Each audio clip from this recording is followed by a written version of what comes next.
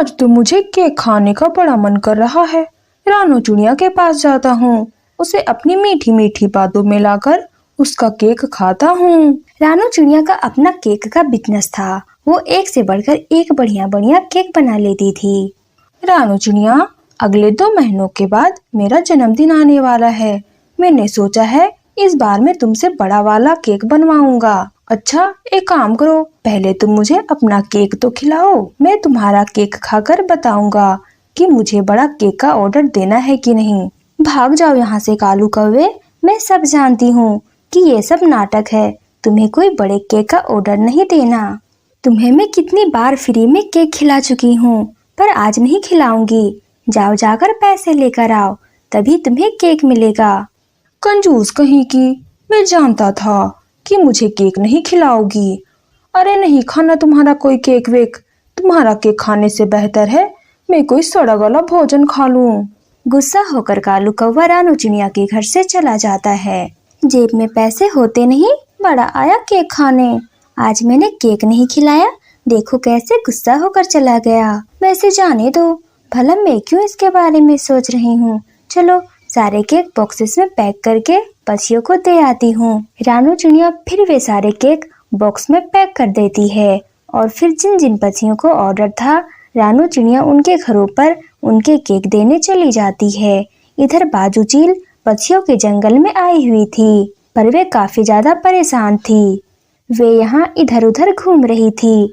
तभी कालू कौवा बाजू चील को परेशान देख लेता है और बोलता है, बाजू चील, आप मेरे जंगल में सब खैरियत तो है ना?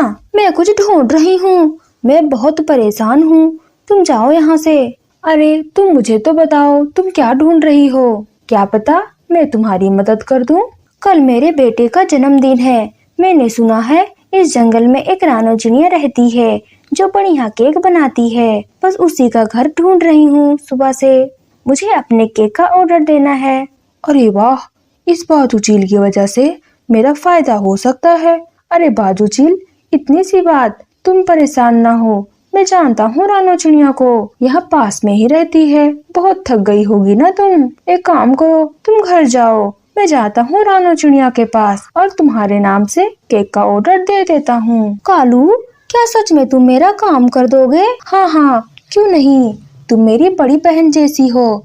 तुम आराम से घर जाओ, मैं केक का ऑर्डर रानू चिड़िया को दे दूंगा। बाजू चील फिर कालू कौवे को 500 रुपए देती है। कौवे, ये लो केक के पैसे, रानू चिड़िया को दे देना, और हाँ, जो पैसे बचे कल मुझे केक के साथ दे देना। ठीक है बाजू चील, कल चाहिए ना केक, मैं कल सुबह ही आपके घर पर पहुंचा दूंगा। बाजू चील का काम आसान हो गया था।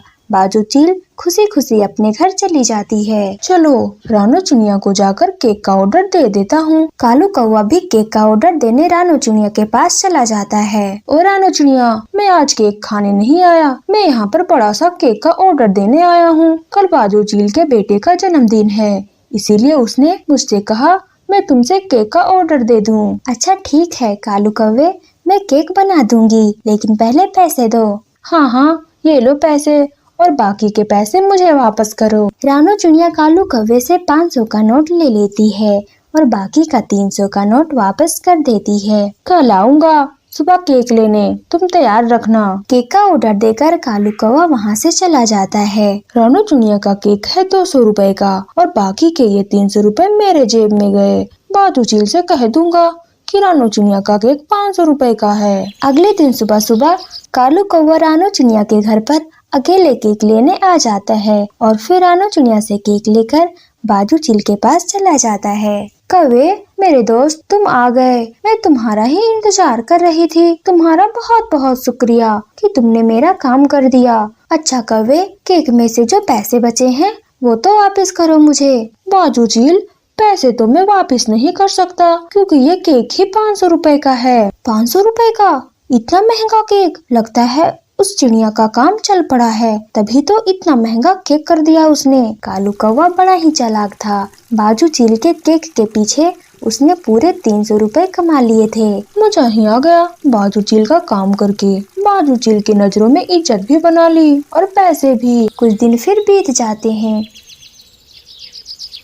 एक दिन रानो चिड़िया सामान लेने जा रही थी कि तभी रास्ते में उसे वही बाजू चील से मुलाकात होती है। अरे तुम तो वही बाजू चील हो ना जिसने मुझे केक बनवाया था? हाँ मैं बाजू चील हूँ, पर तुम कौन हो? मैं रानो चिड़िया हूँ, केक बनाती हूँ मैंने ही आपके बेटे के जन्मदिन का केक बनाया था। अच्छा तो तुम हो रानो चिड़िया जो इतने महंगे महंगे केक बेचती हो? नहीं नहीं, ये आपसे किसने कहा? मेरे केक के दाम तो बिल्कुल सस्ते हैं। 500 रुपए का केक, ये कोई सस्ता दाम है चिड़िया? मैंने तो सोच लिया है आइंदा के बाद मैं तुमसे कभी केक नहीं बनवाऊंगी। 500 रुपए का केक, ये आपसे किसने कहा? कोई मुझे बड़े से बड़े भी केक बनवाए तो भी मैं 200 रुपए का बना देती हूँ, 500 का तो कभी नहीं बनाती। तो फिर जो केक तुमसे कौवा लेकर गया वो तुमने 500 रुपए का क्यों बेचा उसे? नहीं नहीं, कालू कौवे ने मुझे 500 रुपए दिए थे, पर मैंने 300 रुपए उसे वापस कर दिए थे क्योंकि मेरा केक तो सिर्फ 200 रुपए का होता है। बाजू चील तो अब सब समझ गई थी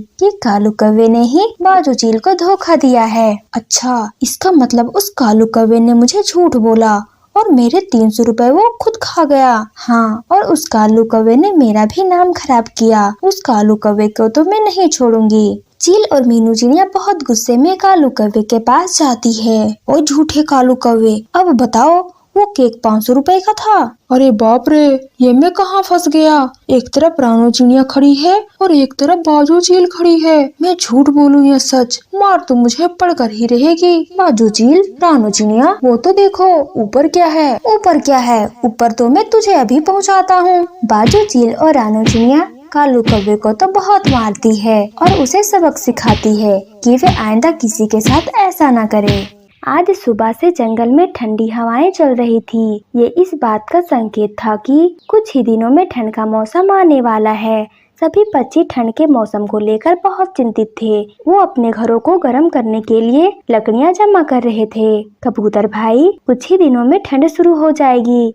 मैं अपने घर में आग जलाने के लिए लकड़ियां लेने जा रही हूँ। क्या आप भी जाओगे मेरे साथ? हाँ चिड़िया बहन, इस बार तो मैं काफी लकड़ियां जमा कर लूंगा। पिछली बार ऐसा ना कर सका और मैं ठंड से ठठरता रहा था। तो फिर चले, मुझे पता चल गया है कि पहाड़ों के पास कुछ सूखी लकड़ियां हैं। हम वहाँ से कुछ लकड़ियां ले आते हैं। कबूतर और चिड़िया पहाड़ों की दिशा में चले जाते हैं। फिर चिड़िया लकड़ियां उठाकर लाती और कबूतर उन्हें एक जगह जमा कर रहा था।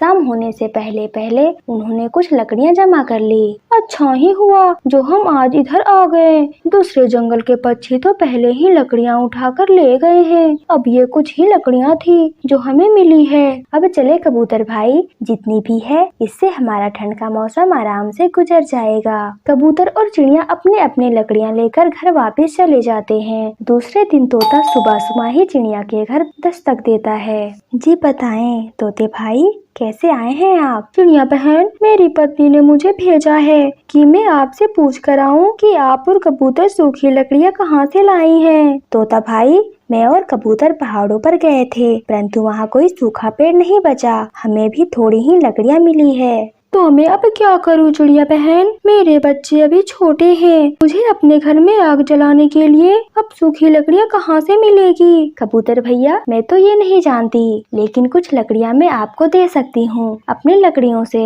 नहीं चिड़िया बहन, मैं कोशिश करता हूँ, शायद कहीं से मिल जाए। फिर तोता सारा जंगल घूमता है, लेकिन उसे कहीं से भी कोई सूखा पेड़ नहीं मिलता। फिर वो घने जंगल में पहुँच जाता है। वो एक बड़े पेड़ के पास जाकर बैठ जाता है। अभी धूप है, मैं ऐसा करता हूँ, इस बड़े से पेड़ से कुछ लकड़ियाँ काट लेता हूँ। ठंड आने से पहले पहले वो लकड़ियाँ सूख ही जाएगी। ऐसा सोचते हुए तोता अपना कुल्हाड़ा लेकर उस बड़े पेड़ की तरफ बढ़ता है। रुको रुको तोता, ये आप क्या करने जा रहे हो? क्या क्या पेड़ जी, ये आप कह रहे हैं? हाँ, मैं बोल भी सकता हूँ और ये जानता हूँ कि आप मुझे काटने आए हो। मुझे माफ करना दोस्त, मैं पूरा जंगल घूमा, मुझे कहीं से भी कोई सूखा पेड़ नहीं मिला, इसीलिए मैंने सोचा कि आपको ही काट लेता हूँ। कालू जी देखो तो, ये पेड़ इस तोते से क्या बात कर रहा है। कालू कौवा और गोरी कौवी पास में छुपे बैठे थे। तोता और पेड़ की बातें सुन रहे थे। तोता, आप मुझे ना काटना, मेरे पत्तों और फूलों में एक खास शक्ति है। आप मेरे एक पत्ते और एक फूल तोड़कर जो भी मांगोगे आपको मिल जाएगा। सच? अगर ये सच है तो फिर मेरा काम हो गया। मैं केवल कुछ सूखी लकड़ियाँ ही चाहूँगा और वही मेरी जरूरत है, मुझे किसी और चीज की जरूरत नहीं है। फिर तोता उस पेड़ का एक पत्ता और एक सुंदर सा फूल तोड़कर रखता है और फिर बोलता है, जादुई पत्ते और फूल, मुझे सिर्फ कुछ सूखी लकड़ियाँ चाहिए। ऐसा कहते ही अचानक से वहाँ एक तेज रोशनी निकलती है और फिर एक सूखी लकड़ियों की गठरी वहाँ प्रकट होती है, जिसे लेकर तोता वहाँ से खुशी खुशी अपने घर चला जाता है। कालू जी, आपने कुछ देखा? हाँ, और ये भी कि ये तोता कितना पागल है, वो तो सूखी लकड़ियों पर ही खुश हो गया। अब चलो इस पेड़ के पास। फिर कालू और गोरी अपना कुल्हाड़ा लेकर उस पेड़ के पास चले जाते हैं। नाना बच्चियों, मुझे ना काटो, आप मेरा एक पत्ता और एक फूल तोड़कर अपनी इच्छा पूरी कर सकते हो। फिर गोरी पेड़ से एक पत्ता और एक फूल तोड़ लेती है। कालू जी, मैं तो सोने का हार लूंगी। नहीं नहीं गौरी, मुझे ढेर सारा पैसा चाहिए। वो इसी बात पर वापस में लड़ाई शुरू कर देते हैं। सोने का हार, ढेर सारे पैसे। वो इसी बात पर लड़ रहे थे कि वो पेड़ अपनी शाखाएं उनकी तरफ बढ़ाता है और उन्हें गर्दन से पकड़ लेता है। अगर मैं मुसीबत में दूसरे पक्षियों की मदद कर सकता हूँ तो तुम्हारे जैसे लालची पक्षियों को सजा भी देती हूँ। हाय, मर गई कालू, मर गई, मेरा सांस रुक रहा है। फिर कालू और गोरी पेड़ से माफी मांगते हैं। माफ माफ कर दे पेड़ जी, हम फिर कभी भी लालच नहीं करेंगे।